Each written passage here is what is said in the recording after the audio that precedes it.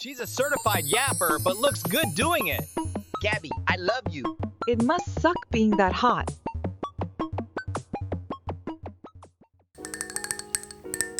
What up, y'all? Welcome back to the channel. I'm Gabby. Hi. Hey. If you're new here, hi. And if you're not new here and you're not yet subscribed, you need to subscribe right now, okay? You need to subscribe right now. We really are growing as a channel, as a family. I am grateful for all of you. Thank you so much. If you're not following my socials, like TikTok and my Instagram are down below. And if this is your first time seeing me, like, I do have a playlist. Go watch that playlist of all the other videos I did about wrestling. So as you can see by the title and as you can see by my outfit, it's giving YN core. Whenever I was reading the comments and stumbled upon like a recommendation of this video, I was like, Durag Vince. Durag Vince? I never heard of Durag Vince. I don't recall a Durag Vince, but I looked it up and it's there. So that is what we're reacting to today. The story of Durag Vince McMahon. Sweet? Yeah. I'm down. Come and get it. No chance. Yeah. No chance at all. You got no chance. Go. No chance at all.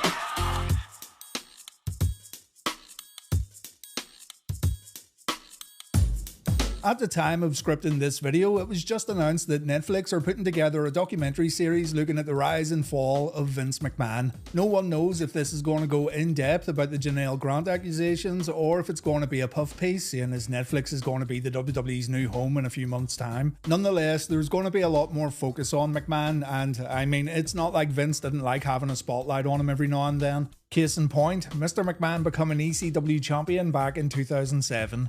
If you went back to the mid-90s and told someone that one day Vince McMahon would hold the ECW championship, people would think you're crazy. Vince McMahon and ECW were just polar opposites, even though McMahon did have a soft spot for the promotion, as evidenced by the brief ECW WWF invasion that took place in late 96 and early 97. In the eyes of old school ECW fans, Vince McMahon and Eric Bischoff were the enemies. The way they presented pro wrestling shows for casual fans and the corporate structures of their respective empires didn't match the ethos prevalent in Extreme Championship Wrestling. A few weeks of WWE ECW airing on Sci-Fi before fans realised the damage was already done. ECW fell poor in comparison to Raw and SmackDown. And then, around a year after the brand revival, Vince only went and made himself ECW champion is a way to get heat, which, by the way, worked a charm. The audacity of McMahon making himself champion of a brand that was once so anti-McMahon was actually kind of funny. And hey, it was not like WWE ECW was still bringing in those hardcore fans from the mid-90s. Still though, McMahon was most definitely poking fun at ECW by holding their championship, and this becomes clear as day when you see how he acted while holding the belt. So let's take a look at Vince's time as ECW champion, the time when Mr. McMahon became Durag Vince. Vince showed up on ECW on the 30th of January 2007 after Donald Trump interrupted McMahon Appreciation Night on Raw the day prior. This was the first time McMahon ever appeared on the show, and he wasted no time at all in telling everyone that the ECW originals, the old guard of ECW who were still working for the brand, well, they all sucked. The original ECW sucks, and people who like ECW also suck. What ECW needs right now? Athletes with charisma. What ECW doesn't need is a bunch of drunken, crazy misfits like the Sandman.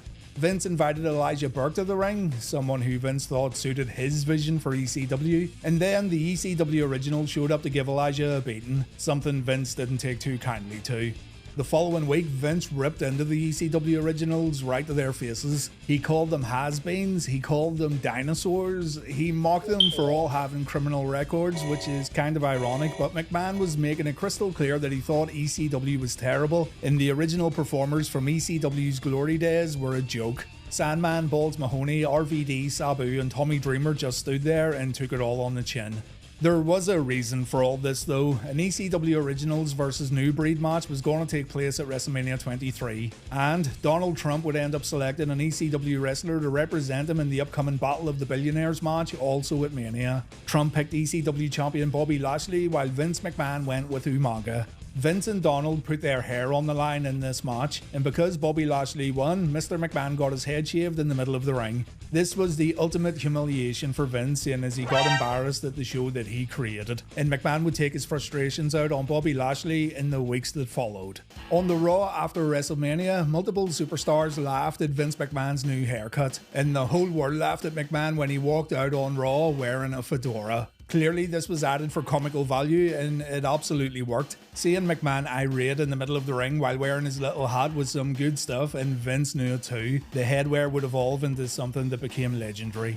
Vince made Lillian Garcia announce that he was actually the winner of the Battle of the Billionaires at WrestleMania. He was erasing what really happened from the record books. And Vince announced that he obviously can't take Bobby Lashley's hair in an act of revenge, but he could take his ECW championship.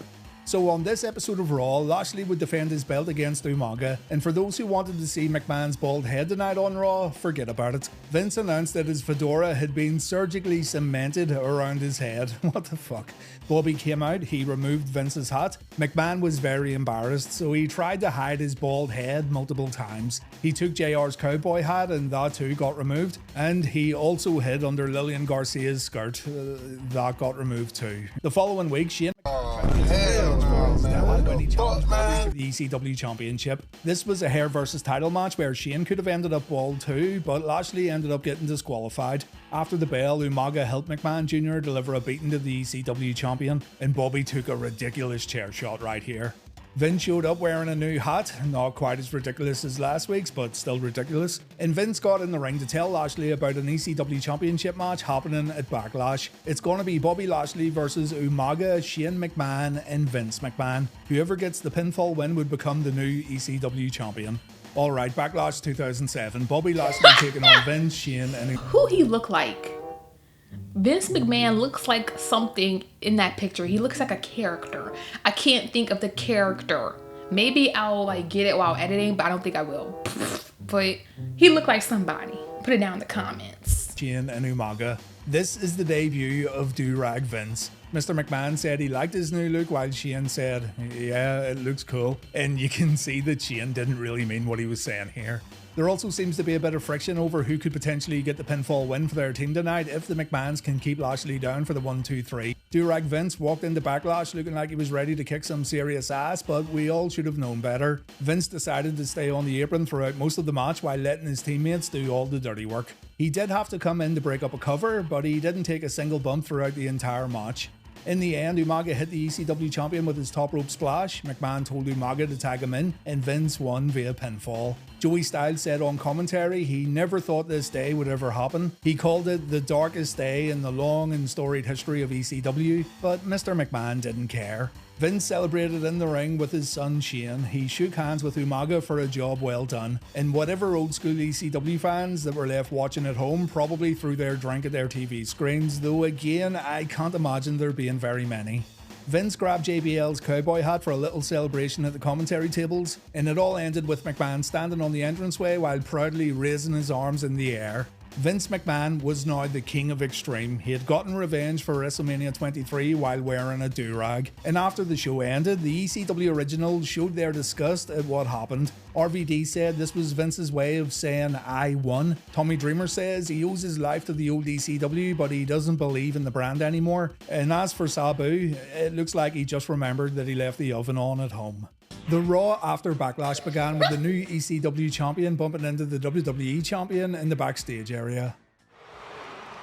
What's up, Holmes? This was going to be good. Vince says the champ's here. He served Bobby Lashley good last night. Yeah, served. McMahon calls himself the king of extreme, and Cena says ECW must stand for extremely crazy white guy. Cena also called Vince a stooge and a do-rag, and McMahon wondered if Cena was talking about his brother's crime time. I'm not making this up. HBK walks in the frame. He has to do a double take because Vince McMahon looks absolutely ridiculous right now, and I like how Vince won't make eye contact with Shawn because he knows fully well how dumb this all is. HBK wants another shot at Cena's WWE Championship. McMahon puts up a few roadblocks. Vince also says Shawn could potentially get a shot at the big one, that being the ECW Championship. And Vince bids his superstars farewell as Raw gets set to officially begin. Peace out, my brothers. A little later, Vince told Shane that I want to know who gave him the idea. Did he come up with this himself? Like, who was like, put on a durag? That's really what I want to know. Because ain't no way it was him. Well, you know what? It might have been him. I don't know. But half the time he ain't even got the shit on right. I mean, I don't have it on right. But that's because I have hair underneath. That's why I don't look right.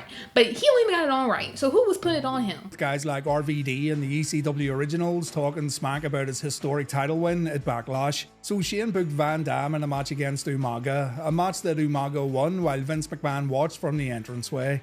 Vince also let his son hold the ECW championship belt because he's such a great dad. And the next night on ECW, Vince promised to confront the ECW originals as their new champion. So Vince goes to the ECW, he walks down to the ring with the swagger of a man who's just been kneecapped. He gets in the ring and he says for the first time in his life he's gonna expose himself. That's a fucking lie if I've ever heard one. He then whips out his ECW championship belt to a round of boos and he invites the ECW originals to come down and say what they gotta say. RVD says Vince McMahon wearing the ECW championship belt is a mockery. It goes against everything ECW stood for. And Rob also says Vince McMahon killed the ECW. Sabu doesn't speak and Vince says maybe we'll hear from Sabu a little later on. And Sandman decides to turn his back on McMahon instead of saying his piece. When it comes to Dreamer, McMahon draws attention to Tommy's footwear while saying his shoes look fly. Seriously, he said they look fly. Dreamer says it was the fans who brought ECW back and not Vince McMahon. The fans are all about the spirit of ECW while Vince knows absolutely nothing about it. Vince knows these guys want to fight him. Rob Van Dam seems particularly eager to beat the crap out of his boss. So he books a 4-way Extreme Rules match where the winner would get a chance to face Vince next week on ECW television. In the end, RVD was able to win after hitting Sandman with a frog splash. So Van Dam now had the opportunity to fight Vince and reclaim some of that old ECW spirit that Mr. McMahon had stolen away. Another stop on Monday Night Raw where he got interrupted by Bobby Lashley. McMahon had just given Shawn Michaels a match he was looking for, so Bobby wanted the match he was looking for. Vince warned the former champ that if he lays a hand on him, Shane or Umaga, he'll lose his future ECW title shot. And McMahon then poked fun at Bobby by showing him a recent WWE magazine cover. Vince says the magazine's already out of date, seeing as Bobby's pictured with the ECW championship. So McMahon got his Photoshop experts to fix the cover and yeah, that looks... And then he gonna have the do-rag on when they on the Photoshop picture. He was just having fun at this point. He was just doing stuff at this point. Creative, but childish as hell.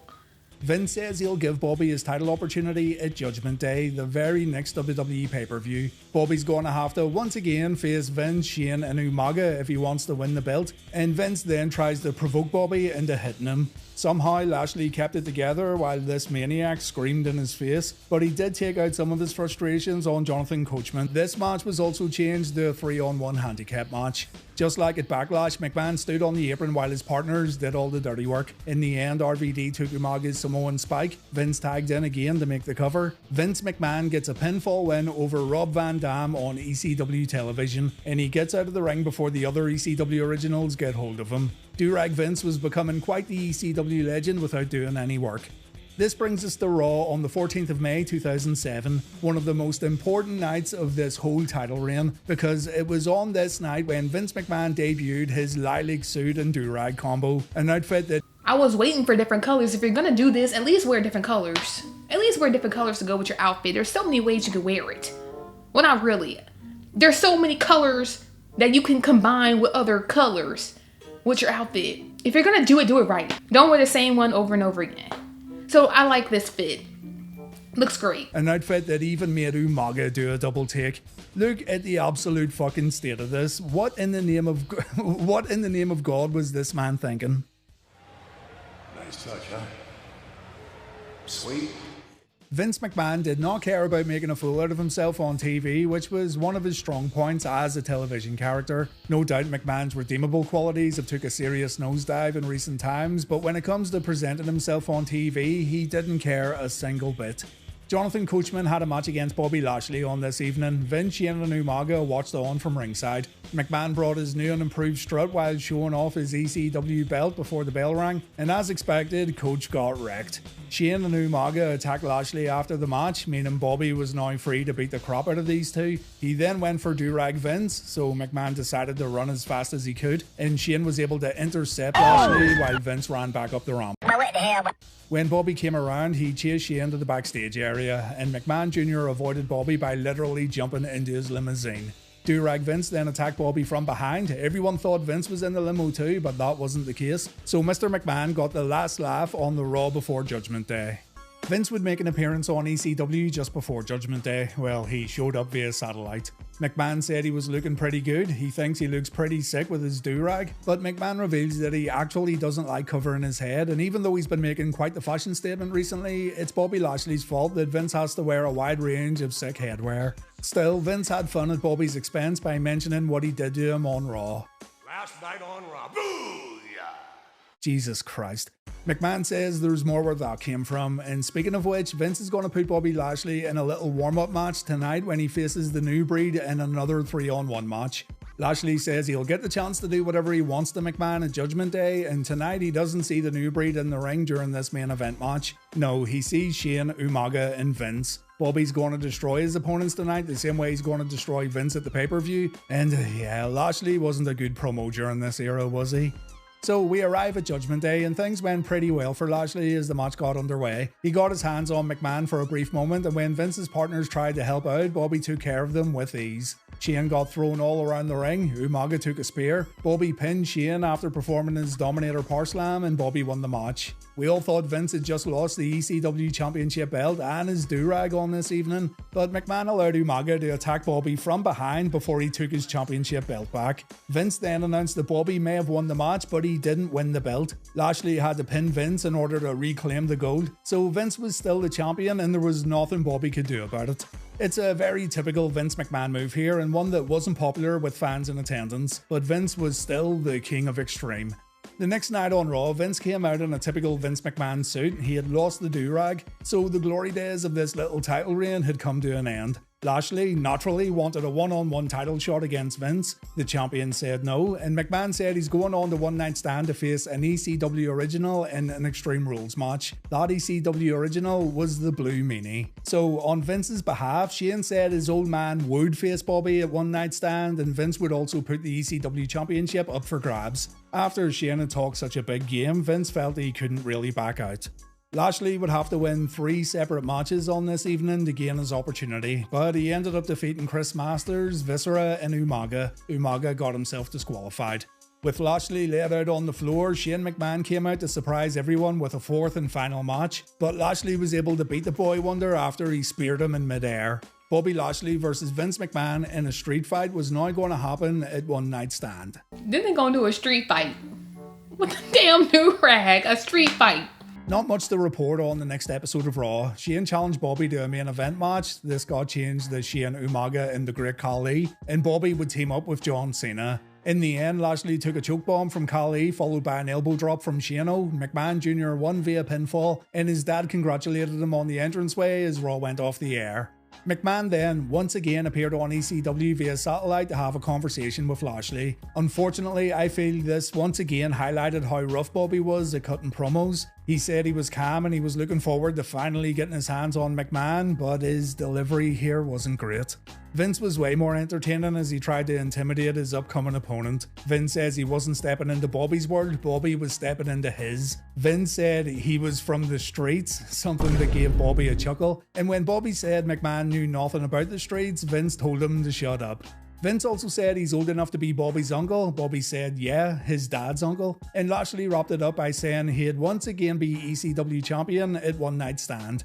There was only 2 weeks in between Judgment Day 2007 and One Night Stand 2007. What I can say, I'm gonna have so much fun making the thumbnail for this video because Vince McMahon, his facial expressions, very reactive facial expressions. I'm gonna enjoy this because literally as I'm watching this video, I'm just like, I need to screenshot that, I need to screenshot that reaction, I need to screenshot that facial expression. And so that's all the build up we got really. So One Night Stand takes place on the 3rd of June. McMahon tells Shane that the belt's going to stay in the McMahon family later tonight, but strangely, Vince has a feeling that something bad's going to happen to him. He's got this premonition that he's in a lot of trouble, and this feeling has nothing to do with his match against Bobby. We'll come back to this in a moment.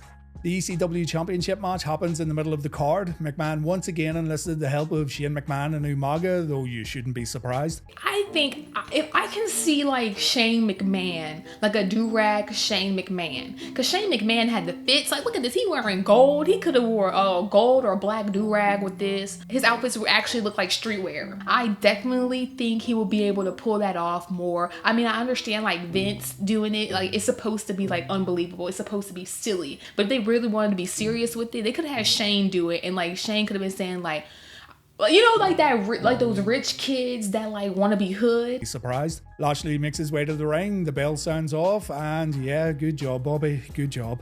Anyway, it's all pretty typical here. Bobby gets moments here and there to fight Vince, but Shane and Umaga join in to make things difficult. The only time Vince gets the upper hand, it's because of his backup, but as soon as Shane and Umaga get taken out, Lashley grabs a chair. The crowd goes nuts when Vince takes the first chair shot, but the match isn't over yet.